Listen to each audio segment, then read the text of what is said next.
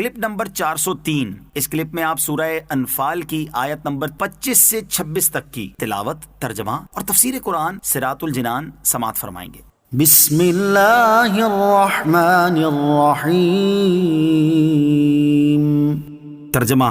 اللہ کے نام سے شروع جو نہایت مہربان رحمت والا ہے۔ واتقوا فتنة لا تصيبن الذين ظلموا منكم خاصة واعلموا أن الله شديد العقاب۔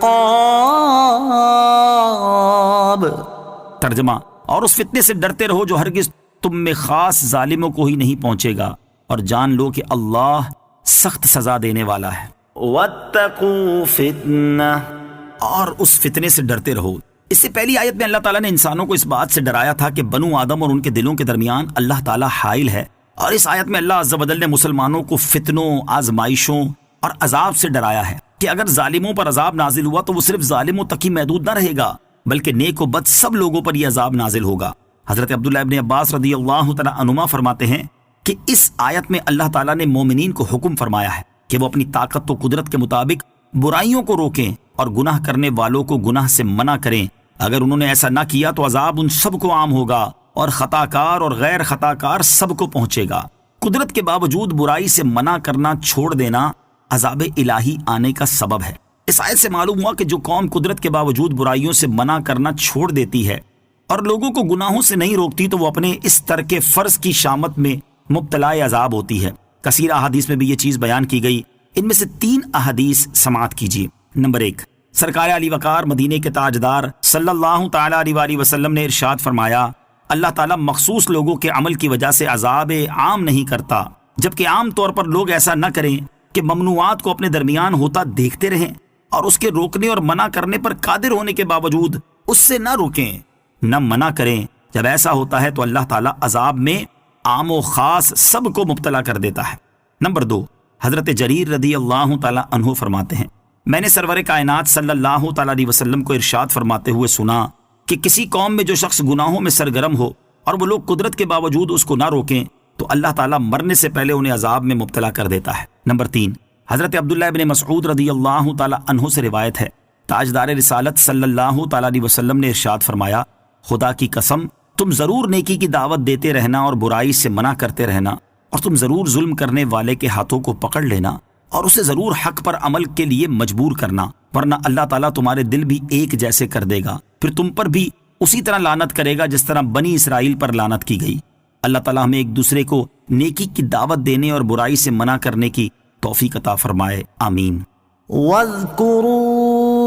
اذ انتم قلیل مستضعفون فی الارض تخافون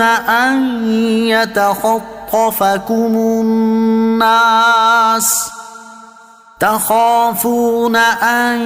يتخطفكم الناس فآواكم وأيدكم بنصره ورزقكم من الطيبات لعلكم تشكرون۔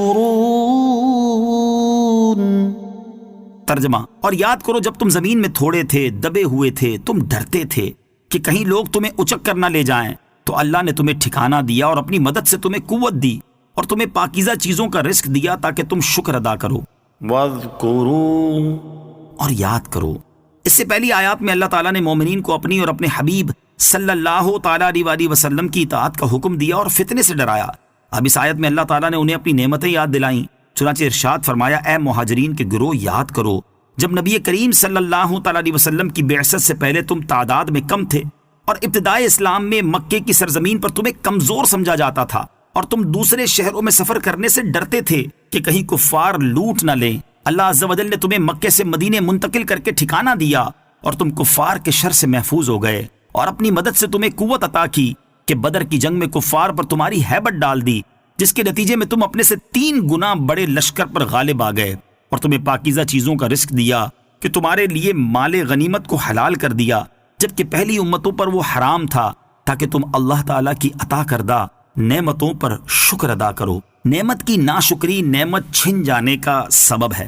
ہر دور میں اسی طرح اللہ تعالیٰ اجتماعی اور انفرادی طور پر مسلمانوں کو طرح طرح کی نعمتوں سے نوازتا ہے، مصائب و آلام سے نجات دے کر راحت و آرام عطا کرتا ہے۔ جب مسلمان اللہ تعالیٰ کی ناشکری کرتے، یاد خدا سے غفلت کو اپنا شعار بنا لیتے اور اپنی نفسانی خواہشات کی تکمیل میں مصروف ہو جاتے ہیں اور اپنے برے اعمال کی کثرت کی وجہ سے خود کو اللہ تعالیٰ کی نعمتوں کا نااہل ثابت کر دیتے ہیں، تو اللہ تعالیٰ ان سے اپنی دی ہوئی نعمتیں واپس لے لیتا ہے۔ عالمی سطح پر عظیم سلطنت رکھنے کے بعد مسلمانوں کا زوال، عزت کے بعد ذلت، فتوحات کے بعد موجودہ شکست وغیرہ اس چیز کی واضح مثالیں